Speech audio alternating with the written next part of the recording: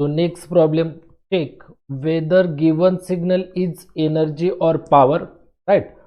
Find energy and power. अगर ये signal energy signal होगा तो आपको एनर्जी फाइंड करनी होगी, अगर ये सिग्नल पावर सिग्नल होगा तो आपको पावर फाइंड करनी होगी।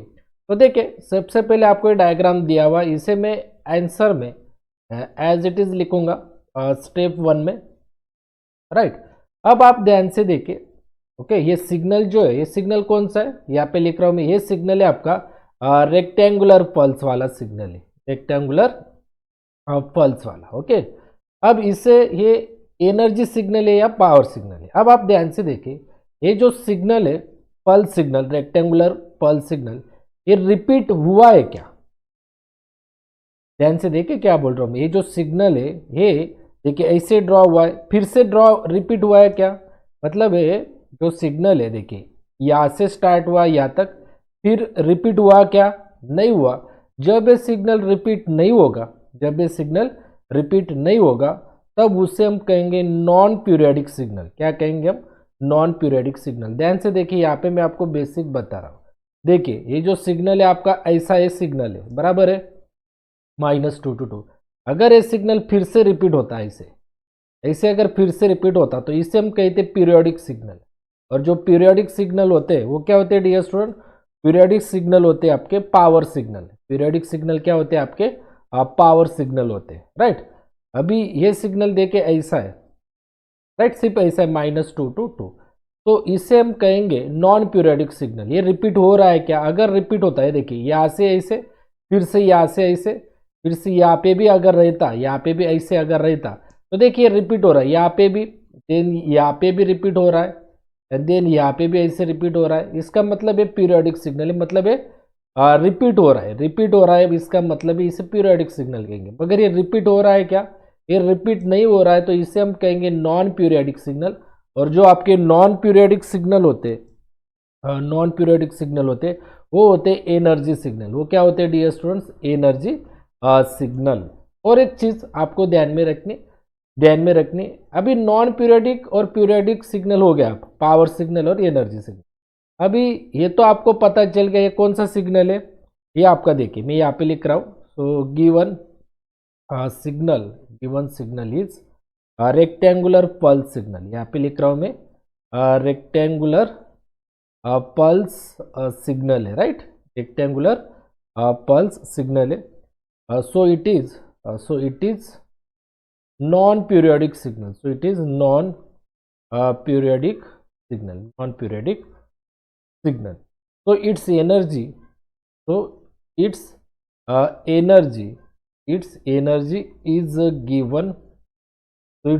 is given by, क्योंकि नॉन पीरियोडिक सिग्नल्स आपके क्या होते हैं? Energy signal. अभी एनर्जी में एनर्जी फाइंड करते वक्त हमारे पास दो इक्वेशन है, एनर्जी फाइंड करते वक्त हमारे पास दो इक्वेशन है, एक फाइनाइट वाला और एक इनफाइनाइट वाला। दोनों में से कौन सा यूज करेंगे हम?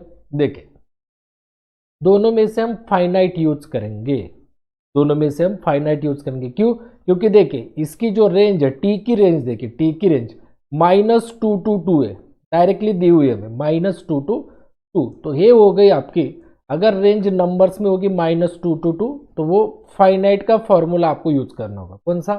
फाइनाइट वाला फॉर्मूला आपको यूज करना है, राइट डियर स्टूडेंट। ओके, आ रहा है समझ में आपको? तो आपको एनर्जी में दो टाइप के फॉर्मूले, एक फाइनाइट है और एक इनफाइनाइट है।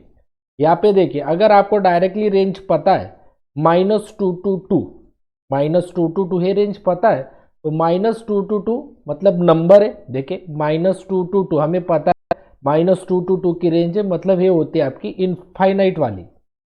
फाइनाइट नंबर की रेंज होगी उसे कहते हैं फाइनाइट। अगर इनफाइनाइट मतलब 0 to इन्फिनिटी है, मतलब जो रेंज इन्फिनिटी तक जाती है उसे कहते हैं हम इनफाइनाइट, और जो रेंज नंबर तक रहती है हम कहते हैं फाइनाइट। हमें फाइनाइट वाला फॉर्मूला यूज करना है। फाइनाइट वाला फॉर्मूला देखिए E is equals to -t to t -2 to t x² t dt।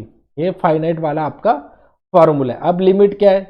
यहाँ पे देखिए लिमिट क्या है डियर स्टूडेंट? लिमिट है -2 to 2, तो E is equals to, limit हम पुट करेंगे -2 to 2, x ऑफ टी के x ऑफ टी देखिए, ये जो 5 है ना, ये 5 ये आपका x ऑफ टी, ये जो 5 है ये वैल्यू आपकी मैं यहाँ पे लिख देता हूँ साइड में ही कि एक्स ऑफ टी आपको क्या दिया हुआ है 5, इसके साइड में ही लिख देना है आपको एक्स ऑफ टी आपको क्या दिया हुआ है 5। ये जो 5 है ये वर्टिकल एक्सिस पे जो भी नंबर होगा 5 वो एक्स ऑफ टी होगा। तो आपको 5 का क्या करना होगा स्क्वायर, क्योंकि स्क्वायर दिया हुआ है तो एक्स ऑफ टी की वैल्यू 5 और उसका स्क्वायर डी टी।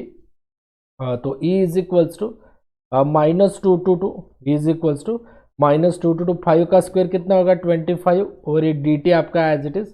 तो देखिए नेक्स्ट स्टेप में तो 25 का इंटीग्रेशन, इसे क्या कहते हैं भाई इंटीग्रेशन है राइट। तो 25 का इंटीग्रेशन क्या होगा डी स्टूडेंट, 25 का इंटीग्रेशन होगा 25 as it is, 25 as is it, और डी टी, डी के पास कौन है टी है, डी के पास कौन है टी, तो 25 का इंटीग्रेशन हो गया 25 टी, ये कंप्लीट। और यहाँ पे -2 टू 2 तो यहाँ पे हो जाएगा आपका -2 टू 2 ठीक है ना। 25 का इंटीग्रेशन क्या होगा, 25 का इंटीग्रेशन होगा 25 एज इट इज, नंबर का इंटीग्रेशन देके कैसे लिखोगे नंबर एज इट इज, और डी के पास कौन है टी है तो वो आपको 25 के पास टी लिख देना है। अगर समझ लीजिए यहाँ पे अगर है 25 और यहाँ पे डी एक्स तो आप क्या लिखते इसका इंटीग्रेशन ऑफ 25 डी एक्स, तो 25 एज इट इज लिखते और डी के पास कौन है एक्स तो 25 के बाद लिखते आप एक्स, ऐसे आपको इंटीग्रेशन लिखना है। 25 का इंटीग्रेशन कैसे लिखोगे 25 लिख दिया और डी के पास कौन है टी तो आपको लिख देना है टी। अब आप देखिए ये जो लिमिट्स है अपर लिमिट और लोअर लिमिट, एक बार आपको इसे टी में पुट करना है, किस में पुट करना है टी में। तो देखिए 25 में साइड में लिख देता हूँ और टी में पहले 2 पुट करूंगा मैं 2, देन अपर लिमिट पुट कर दिया टी की जगह, देन माइनस देना होता है अपर लिमिट 2 मैंने टी की जगह पुट कर दिया, देन माइनस देना होता है और फिर से इस -2 को टी की जगह पुट करना है -2 और ये bracket complete. Okay dear students, तो मैंने टी की जगह अपर लिमिट पुट कर दिया, अपर लिमिट क्या है 2 तो टी की जगह 2 पुट कर दिया, अपर लिमिट पुट करने के बाद माइनस देना होता है और ये जो -2 है फिर से टी की जगह आपको पुट करना है, तो -2 मैंने टी की जगह पुट की। तो देखिए यहाँ पे ई इज इक्वल टू 25 आपका एज इट इज, और ये 2 माइनस और माइनस प्लस हो जाता है 2 + 2, तो ई इज इक्वल्स टू 25 2 + 2 ये हो जाएगा आपका 4, तो 25 × 4 कितना हो जाएगा 100 हो जाएगा। और एनर्जी का जो यूनिट है वो है जूल, एनर्जी का यूनिट क्या है जूल। तो ऐसे आप एनर्जी फाइंड कर सकते हो और ऐसे आप सिग्नल पहचान सकते हो कि ये कौन से टाइप का सिग्नल है। यहाँ पे मैंने आपको बेसिक भी बता दिया कि सिग्नल कैसे पहचानना है और फॉर्मूला कैसे आपको लिखना है और उससे आप कैसे एनर्जी या फिर पावर फाइंड कर सकते हो। शुक्रिया। तो next problem, check whether given signal is energy और पावर। ओके, अगर एनर्जी या फिर पावर अगर सिग्नल रहा तो आपको एनर्जी या फिर पावर फाइंड करनी होगी। अगर ये सिग्नल एनर्जी सिग्नल होगा तो आपको एनर्जी फाइंड करनी होगी, अगर ये पावर सिग्नल हुआ तो पावर फाइंड करनी होगी। और ये आपको डायग्राम दी हुई है, तो आपको क्या करूँगा मैं ये डायग्राम आंसर में ड्रॉ कर लूँगा स्टेप 1 में। बहुत सिंपल है, देखिए ध्यान से देखिए, ये जो ये रेक्टेंगुलर पल्स सिग्नल है, देन यहाँ पे वो फिर से रिपीट हुआ, वो यहाँ पे रिपीट हुआ, और इसका क्या मतलब है, इसका मतलब है इन्फिनिटी। इसका मतलब क्या है, इन्फिनिटी तक जा रहा है। और इसका मतलब क्या है, -इन्फिनिटी। मतलब 0 के इस साइड में अगर ऐसे एरो होगा तो समझ लेना इन्फिनिटी, और 0 के इस साइड में ऐसे एरो होगा तो समझ लेना इस साइड में होगा तो -इन्फिनिटी। ये आपको समझ में आना चाहिए, इसे आपको एग्जाम में नहीं लिखना है, सिर्फ मैं आपको समझ रहा हूँ। और ये जो सिग्नल है ये रिपीट हो रहा है, देखिए यहाँ पे, तो फिर से यहाँ पे भी रिपीट हो रहा है, मतलब रिपीट हो रहा है। लेकिन ये जो सिग्नल है वो यहाँ पे भी रिपीट हो रहा है, यहाँ पे रिपीट हो रहा है। इसका मतलब ये सिग्नल रिपीट हो रहा है। अगर रिपीट हो रहा होगा, मैंने पहले बोला अगर सिग्नल रिपीट होगा, रिपीट अगर आपका सिग्नल होगा, रिपीट सिग्नल होगा, तो उससे आप कहोगे पीरियोडिक सिग्नल। उसे आप क्या कहोगे डियर स्टूडेंट्स, आप पीरियोडिक सिग्नल कहोगे, राइट। अगर आपका पीरियोडिक सिग्नल होगा तो वहाँ पे आप कौन सा फॉर्मूला यूज करोगे, पावर वाला। अगर वो पीरियोडिक सिग्नल होगा तो आप क्या यूज करोगे, पावर वाला। तो यहाँ पे मैं लिख रहा हूँ it is a periodic signal, यहाँ पे लिख रहा हूँ मैं it is a periodic signal.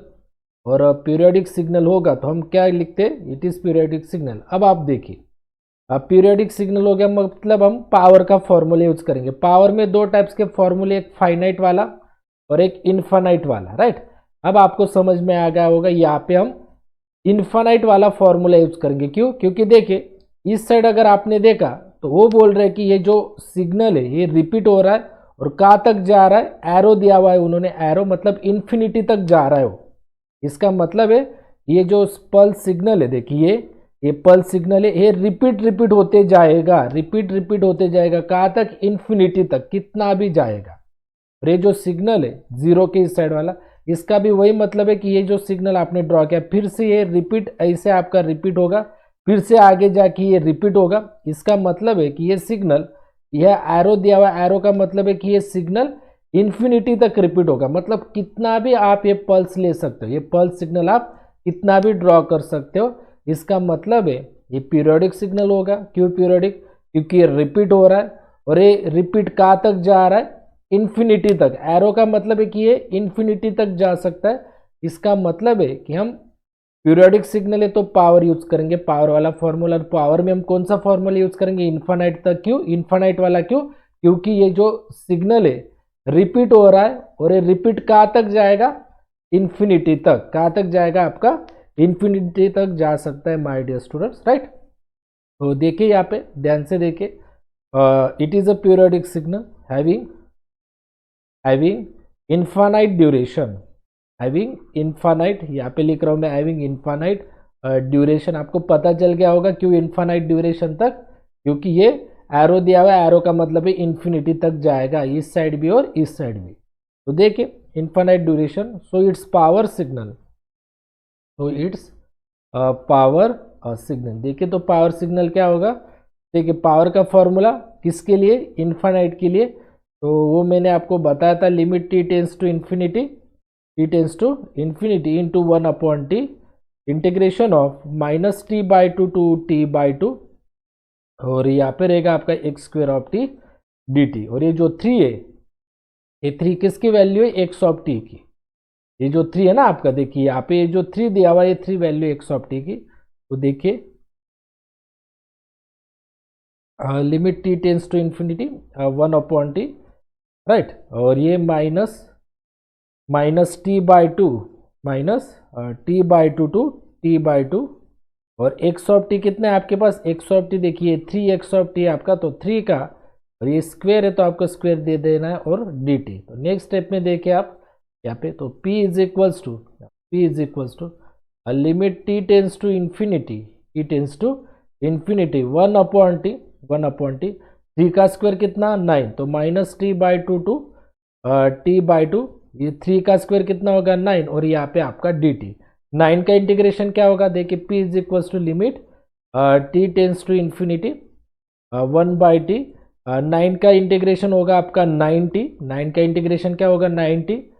मैंने पहले ही बोला आपको 9 का इंटीग्रेशन क्या होगा माय डियर स्टूडेंट, सॉरी 90 ये ब्रैकेट कंप्लीट। देखिए इंटीग्रेशन 9 का, नंबर का इंटीग्रेशन मैंने क्या बोला, नंबर एज इट इज लिख दीजिए, और डी के पास कौन है, टी है, तो 9 के बाद लिख दीजिए। तो 9 का इंटीग्रेशन क्या हो गया, 9 एज इट इज, और डी के पास कौन है, ये टी है, तो आपको टी लिख देना है। और ये जो लिमिट है -t/2 लोअर लिमिट, और अपर लिमिट क्या है t/2।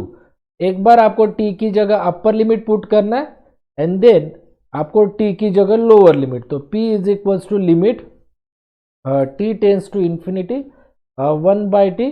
और ये जो आपका 9 है, ये जो आपका 9 है वो मैं बाहर लिख देता हूँ यहाँ पे इंटू करके, देखे यहाँ पे इंटू करके, ये जो 9 है मैं बाहर लिख देता हूँ, और यहाँ पे देखिए t की जगह एक बार मैं लिख देता हूँ t/2, माइनस t की जगह अब लोअर लिमिट -t/2, और ये ब्रैकेट कंप्लीट। देखिए ना आपको क्या करना है, 1/t आपका एज इट इज, 9t का मतलब क्या है, जो 9 है 9, ये 9 आपको बाहर लिखना है, और ब्रैकेट में ये जो t है, इस t की जगह आपको अपर लिमिट पुट करना है, t की जगह अपर लिमिट क्या है t/2, देन माइनस लिखना होगा। अब इस t की जगह आपको लोअर लिमिट पुट करना है, मतलब -t/2, तो p is equals to limit t tends to infinity, यहाँ पे 1/t आपका एज इट इज, इंटू 9 भी आपका एज इट इज, और ब्रैकेट में ये t/2 माइनस माइनस होगा प्लस, और यहाँ पे होगा आपका t/2, राइट। तो नेक्स्ट स्टेप में p is equals to limit t tends to infinity, ये 1/t आपका एज इट इज इंटू 9। यहाँ पे देखिए, यहाँ पे भी आप 1 पे 2 है, यहाँ पे भी आप 1 पे 2 है, तो एक ही बार लिखिए। ध्यान से देखिए क्या बोल रहा हूँ मैं, यहाँ पे भी आप 1 पे t है, यहाँ पे भी आप 1 पे t है, एक ही बार लिखे। और इसके ऊपर क्या है, t प्लस t कितना होगा 2t। आ रहा है समझ में डी स्टूडेंट कैसे किया मैंने, t/2 प्लस t/2 कैसे किया। इसके भी आप 1 पे 2 है, इसके भी आप 1 पे 2 है, तो डायरेक्टली आप 1 पे 2 एक ही बार लिखे। यहाँ पे भी 2 है, यहाँ पे भी 2 है, एक ही बार 2 लिखे। इसके ऊपर क्या है t है, तो t प्लस और इसके भी ऊपर क्या है t, तो t प्लस t कितना होगा, t प्लस t होगा आपका 2t, तो इसे मैंने लिखा 2t। ये मैथ का रूल है, अगर अपॉन पे सेम नंबर होगा दोनों जगह तो एक ही नंबर लिखे, वो दो ये नंबर सेम है वो एक ही बार लिखे दो, और इसके ऊपर जो भी नंबर से उनके एडिशन करें, तो इसके ऊपर t है प्लस इसके ऊपर t है, तो t प्लस टी होगा आपका 2t। तो ध्यान से देखिए, ये 2 और ये 2 कैंसिल, यहाँ का t और यहाँ का t कैंसिल, ऐसे कैंसिल होता है, यहाँ का t कैंसिल हो सकता है, यहाँ का 2 और यहाँ का 2 कैंसिल हो सकता है। तो क्या बचा डी स्टूडेंट, देखिए p limit t tends to infinity, right. और यहाँ पे क्या बचा 1 इंटू 9, सिर्फ 1 इंटू 9 बचा, क्या हो जाएगा आपका 1 इंटू 9 क्या रहेगा आपका 9। अब मुझे बताइए, यहाँ पे मुझे बताइए डी स्टूडेंट्स, अब यहाँ पे बचा 9, क्या बचा यहाँ पे 9, तो t की कोई वैल्यू है क्या, t की वैल्यू है क्या कोई डी स्टूडेंट्स, यहाँ पे 9 के बाद t है क्या, 1 इंटू 9 कितना हो गया आपका 9। तो यहाँ पे सिर्फ नंबर है, t नहीं है, तो इसका मतलब आपको पावर मिली 9, पावर मिली आपको 9 वैट, पावर क्या मिली डी स्टूडेंट्स आपको 9 वैट ये पावर मिली। अगर t मिलता यहाँ पे, ऐसा t अगर मिलता तो हम इन्फिनिटी वैल्यू पुट कर देते, बराबर है। यहाँ पे देखिए, अगर फॉर एग्जांपल यहाँ पे ऐसे आता limit t tends to infinity, और यहाँ पे अगर आपका 9t आता, क्या आता, यहाँ पे 9 की जगह अगर समझ लीजिए 9t आता, तो हम ये इन्फिनिटी t की जगह पुट करते, 9 इंटू t की जगह इन्फिनिटी पुट करते, और वो आंसर हम फाइनल आंसर लिखते, वो आंसर हम क्या लिखते, फाइनल आंसर लिखते। बट यहाँ पे क्या हो गया, सिर्फ बचता है आपका 9, यहाँ पे t की टर्म ही आती नहीं, तो हमें पावर डायरेक्टली क्या मिल रही है, ये अगर यहाँ पे नंबर मिल रहा होगा तो नेक्स्ट स्टेप में इसे लिखने की जरूरत नहीं, इस लिमिट को लिखने की जरूरत नहीं है। अगर हमें यहाँ पे सिर्फ 9 मिल रहा है, नंबर मिल रहा है, तो हम p नेक्स्ट स्टेप में p इक्वल्स टू डायरेक्टली 9 लिख सकते हैं, और ये लिमिट हम कैंसिल कर सकते हैं, ऐसा मैथ्स का रूल है। अगर मैंने बताया अगर 9 की जगह 9t आता, तो हम t का जो लिमिट है इन्फिनिटी, ये वैल्यू t की जगह पुट करते और आंसर लिखते। बट यहाँ पे सिर्फ 9 आ रहा है, 9 की जगह कुछ भी t की वैल्यू नहीं आ रही है। अगर नंबर आ रहा है तो नेक्स्ट स्टेप में क्या करें, p इक्वल्स टू 9 लिख दीजिए, और पावर का यूनिट क्या है वैट। तो this is your final answer.